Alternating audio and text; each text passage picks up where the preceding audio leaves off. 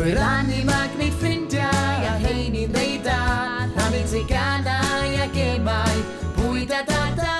Beth am gynnig rhannu dy sedd ar y bws, mae'n llawer gwell na ffwdi a gwneud lot o ffws. So rhannu, rhannu, rhannu, mor bwysig i'w gael.